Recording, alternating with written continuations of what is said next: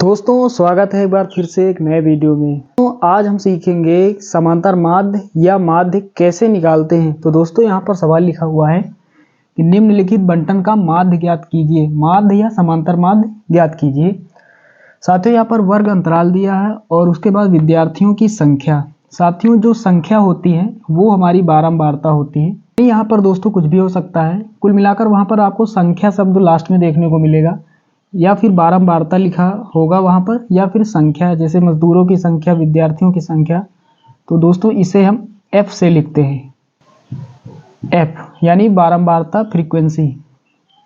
तो दोस्तों यहाँ पर वर्ग अंतराल देख पा रहे हैं 10 से 25, 25 से 40, 40 से 55, यानी इस तरह से यहाँ पर दिया हुआ है। साथ यहाँ पर जो आंकड़े दिए गए हैं वो वर्गीकृत आंकड़े हैं। दोस्तों ऐसे में हमें क्या करना होता है, ऐसे में हमें मध्यमान निकालना होता है। तो चलिए दोस्तों मध्यमान सबसे पहले ज्ञात कर लेते हैं। मध्यमान को x से यहाँ पर लिखा जाता है, तो मध्यमान अर्थात x। अब दोस्तों मध्यमान दोस्तों हमें वर्ग अंतराल से प्राप्त होगा। तो पहला यहाँ पर वर्ग अंतराल है, तो यहाँ से हमें मध्यमान, पहला मध्यमान यहाँ पर प्राप्त हो जाएगा। तो साथियों यहाँ पर 10 और 25 लिखा हुआ है, इन दोनों को हम जोड़ेंगे, उसके बाद उसका हम आधा कर देंगे। आधे का मतलब 2 से भाग दे देंगे, तो हमारा मध्यमान निकल कर आ जाएगा।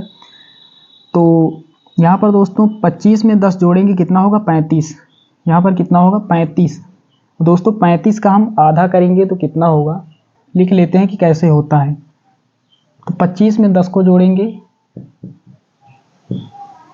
10 + 25, इसको हम 2 से भाग देंगे।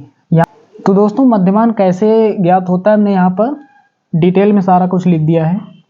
तो यहाँ पर पहला वर्ग अंतराल 10 और 25, तो 10 में हम 25 को जोड़ेंगे और फिर उसे 2 से हम भाग दे देंगे। तो साथियों 25 10 कितना होता है, 35। 25 और 10 कितना, 35। 35 को हम 2 से भाग देंगे तो साथियों कितना होगा। साथियों यहाँ पर हमने सारा कुछ लिख दिया है, यानी 25 और 10 को आप जोड़ेंगे 35, 35 को 2 से भाग देंगे अर्थात उसका आधा करेंगे तो कितना होगा, 35 का आधा 17.5 यानी 17.5। उसी प्रकार 40 और 25 को जोड़ेंगे तो दोस्तों कितना होगा, यहाँ पर 65 होगा। 65 को 2 से भाग देंगे तो साथियों 65 का आधा यानी 32.5, 32.5 होगा। उसी प्रकार दोस्तों 55 में 40 जोड़ेंगे तो 95 होगा, उसे 2 से भाग देंगे तो 95 को 2 से भाग देंगे तो 47.5। इस तरह से ये यहाँ पर आएगा। तो दोस्तों यहाँ पर मध्यमान इस प्रकार से निकलता है। यहाँ पर हमने आपको काफ़ी बेसिक तरीके से बताया है।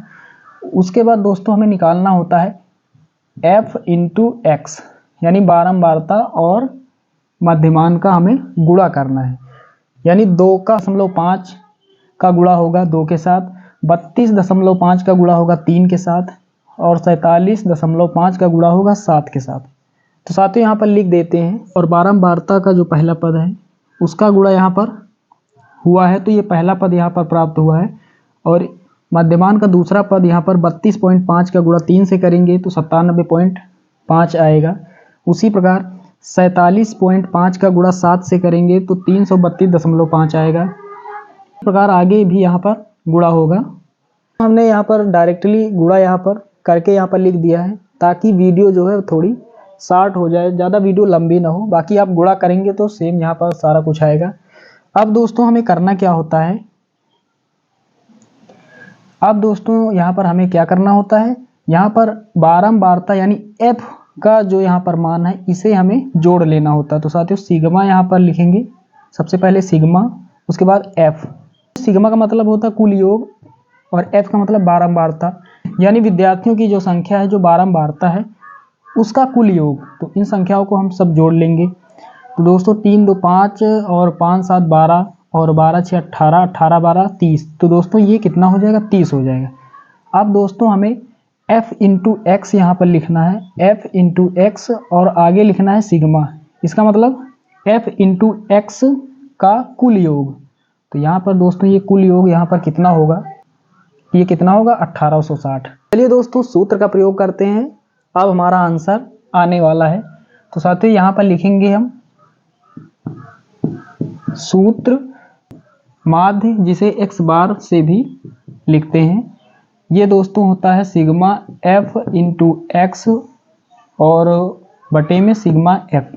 तो साथियों सिग्मा F × X का यहाँ पर मान 1860 है। और दोस्तों सिग्मा एफ का यहाँ पर मान कितना है दोस्तों, 30 है। तो 0 से 0 कट जाएगा, ऊपर दोस्तों बचेगा 186, नीचे 3 काट देते हैं, 3 1 3 और 3 छंग 18, 3 दूना 6। तो दोस्तों ये कितना हो जाएगा, 62 हो जाएगा। तो दोस्तों यहाँ पर जो माध्य है ये निकल कर आ गया है।